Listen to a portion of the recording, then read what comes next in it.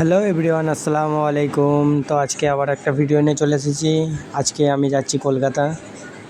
দেখতে পাচ্ছ রেডিও প্ল্যাটফর্মে চলে এসেছি।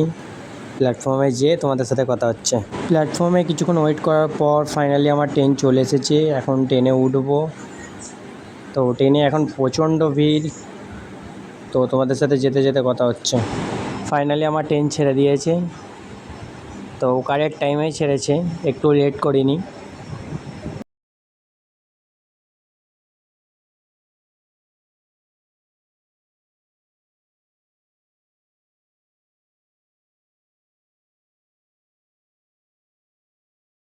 ফাইনালি 1.5 ঘন্টা ট্রাভেল করার পর আমরা প্ল্যাটফর্মে চলে এসেছি। তো আমরা কোন প্ল্যাটফর্মে এসেছি তোমাদেরকেও বলবো।